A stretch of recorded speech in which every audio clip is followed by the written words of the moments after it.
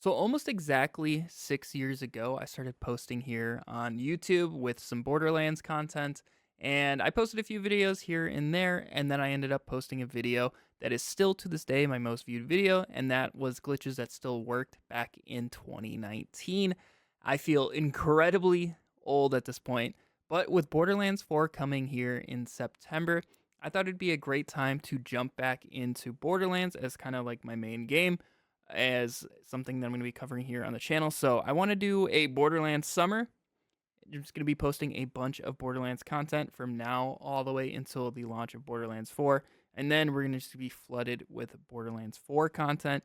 So I'm super, super excited. And I thought there would be no better way of kicking this off than throwing it back to the video that basically kind of started my channel. And that is posting some more glitches that still work here now in 2025. I have some fun videos planned, so if you guys are interested in joining me in the Borderlands summer, make sure you guys are subscribed and make sure you guys follow me over on Twitter. I tweet there all the time, and any sort of Borderlands news, which we're getting a lot of here coming up, make sure you guys are over there because I'll be live tweeting all of that stuff as it drops. But now here we are 6 years later. Let's go ahead and revisit 5 glitches that still work in Borderlands 2 here in 2025. The first glitch that we're going to be looking at is how to InstaKill Master G. I have personally never really liked the fight all that much, so I like to skip it if I need to farm him. So what I would do is once you guys come to Hater's Folly here, go a little bit past his arena and walk up to like the quick change station and all the vendors so you get a save point here because you are going to need to like die at the end of this if you want to farm this quickly. Otherwise, you're going to have to save and quit and like run back and everything. So once you're there, all you're going to do is make your way over to his arena. Now you are going to need a certain piece of equipment for this, and that is a longbow singularity. So when you open the arena, really quick, I can look at my grenade. It's longbow slag singularity. This is incredibly important as this is going to allow us to drag Guy all the way over here to this gate and allow us to crush him and insta-kill him. So without going in the arena, all you're going to be doing is throwing the grenades a little bit closer to him, slowly pull him in. Now keep in mind, you do need to do this properly, so you still have at least 1 grenade left when you're ready to enter in the arena. Otherwise, this will not work. So if you use all 10 before you enter the arena, it's not going to work out too well for you. So once I get him close to that ledge right here, I'm going to throw it at the ceiling to pull him up. Now from here, I can start pulling him closer to the gate. Don't worry about like hurting yourself. It's not really going to be a big deal. But right there, you can see pulled him and he bounced up against the gate. Now from here, you're going to enter in the arena and you're going to punch him, quickly throw a grenade outside the arena, and his back foot is going to be kind of in the gate. It's going to close and it's going to squish him and insta-kill him. So you can farm whatever seraphs or whatever you need from him that you need, and it works very well. And like I said, you do need to die, so if you want to save like some grenades or if you have like a launcher, anything like that, I would just blow yourself up. And then once you blow yourself up, respawn back at those vendors, you can get new grenades and do it all over again. So overall, super easy process and a great way of farming Master Geese.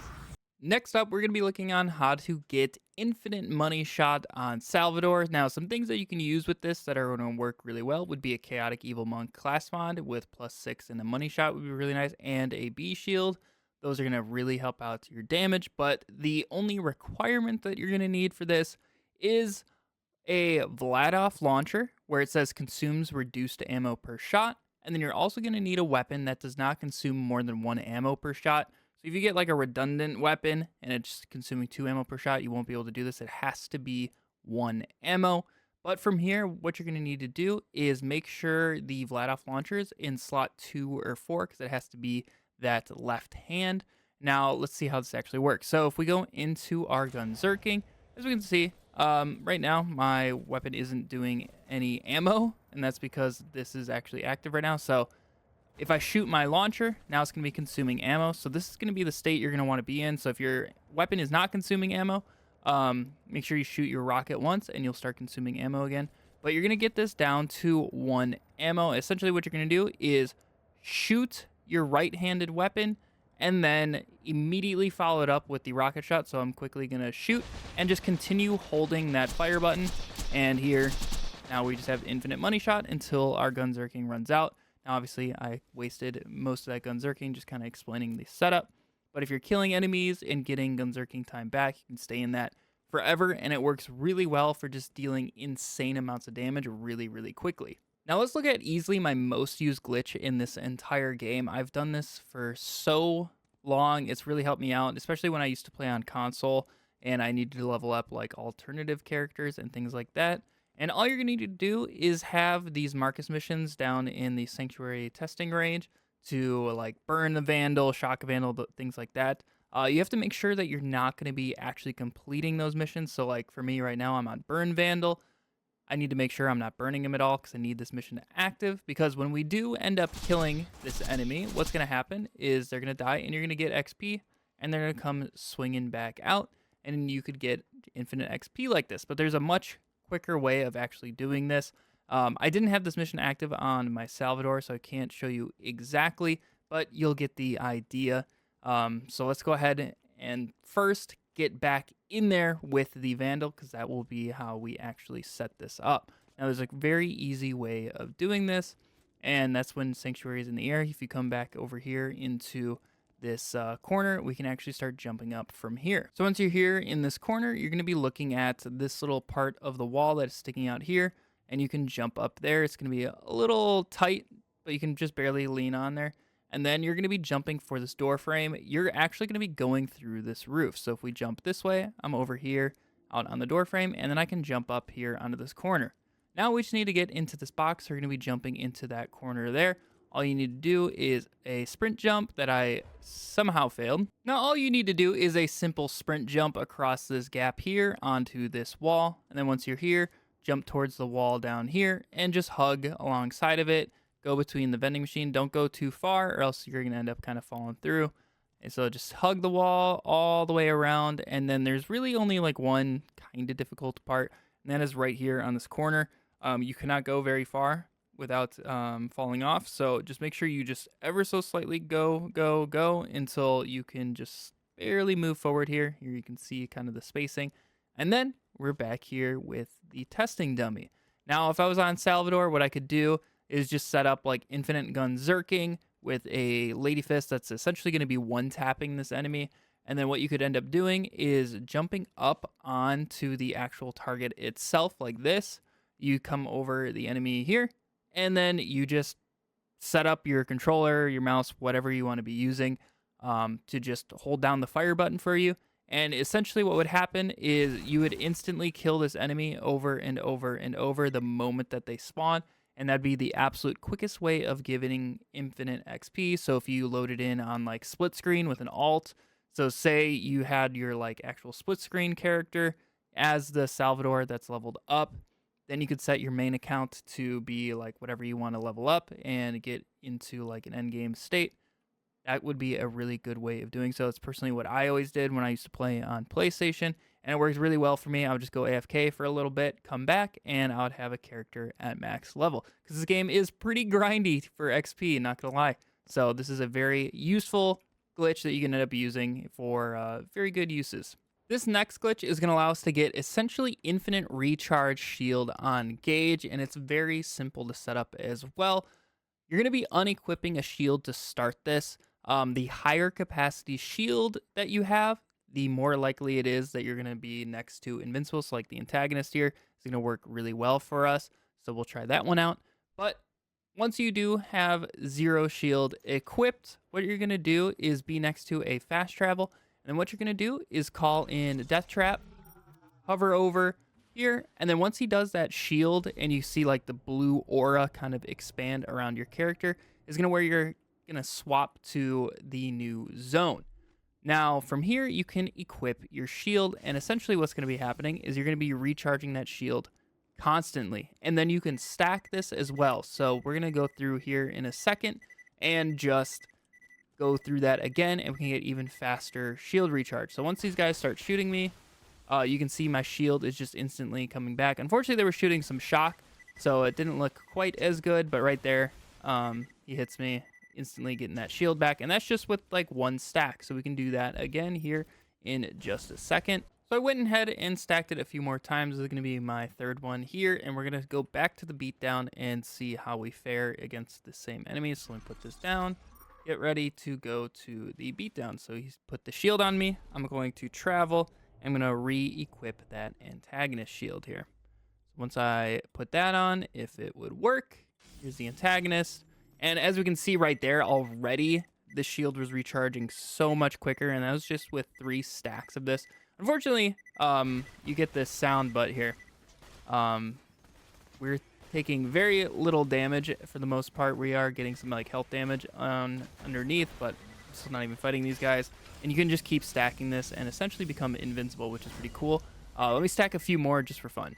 So I just stacked it another 2 times, and let's see where we're at. Let's re-equip the antagonist here, and it's just going to be flying up. And let's just stand in front of these enemies and see how much damage you're doing. You got to remember, though, that this is on OP10, so things do quite a bit of damage, but even then, they're still having a tough time even reaching my health currently. I'm sure if, like, some shock guys came around or there's some big one-shot, you're still going to go down. But for the most part, from most enemy attacks, you're going to be perfectly safe. And once again, this is with 5 stacks of this. And you could just keep going if you really, really wanted to. So there's a lot of fun things you could do with this and be next to invincible. For our last glitch, I wanted to include something else that's a little bit more broad and you can do on any character. It's not character specific in any way. The only thing that you're going to need for this is to have completed the Fight for Sanctuary DLC. With that, you're going to be able to do this glitch. You're going to need a zone in there, and also you're going to need to be able to stand in this gas. So once you're able to do that, you're going to be able to get basically a permanent damage buff. So really quick, I do not have it active at the moment. Over here on this Vandal, if I shoot him in the head, I'm hitting about 13 million on that crit with the initial shot. Now, let's go ahead and activate the glitch. So just head on over to the fast travel, and we're going to be going to the Doll Abandon. It's very quick to activate this glitch. You don't have to go very far or do anything very special at all. So let's travel to the Doll Abandon. Once we get in here, there's going to be a vehicle station to our right, and there's going to be a short drive. So let's just grab a car super quick, teleport to the vehicle, and we're just going to drive over here to the right and just go around this corner to the left. So where these vans are kind of stuck in the ground, we're just going to be turning the corner here and putting the car into this little gap right here. Now, once it's in this little gap, all you're going to do is jump over it, walk into this gas here, and then you're going to quickly run, jump, and get back into the car. You'll know this works when you still see the particle effects on the corner of your screen, just like those like yellow veins and things like that moving around. And now the glitch is active, so you're going to have a damage buff. And you can keep this active when you're traveling zones. So really quick, let's go take a look at how much our damage changed. We're hitting about 13 million on the dummy with our current weapon and our B shield on. Once we're in, we're going to travel back over to the dummy and let's see how much our damage actually changed. You can see the particle effects are still active, so that's how you know it is working. And once we're in here, we can shoot the dummy and find out. So aim in, boom, we're hitting about 19 million there. So this is going to depend on the weapon type that you're using. Some are going to benefit more, some a little bit less. So this is a little less than 2 times damage. Some are going to be a little bit more like 3x damage. It can completely depend on what you're using, but this is essentially just a free damage buff that you can have active on any character and just keep it active depending on what you're doing as long as you're not save quitting. But that's going to wrap it up for our 5 glitches that still work here in 2025 within Borderlands 2. This game is just an absolute classic. I am forever thankful for the Borderlands franchise as a whole. It's been one of my favorite games of all time, easily my most played franchise of all time. Just Borderlands 3 alone, I had over 100 days played, which was insane. So I'm so excited for Borderlands 4. It's been a long time since we've had like a true Borderlands title. We had Wonderlands. That was pretty fun at the start, but it just didn't get the same love and support that we were used to within Borderlands. So I'm really excited to have like a full-fledged Borderlands game to grind again and make content on. So if you guys are excited for Borderlands Summer, make sure you are subscribed to the channel. Hopefully I'll see you back in our next videos. I got a lot of fun ones planned. But thank you all for watching this far. I hope you all have a fantastic day, and I'll catch you all in the next video. See ya.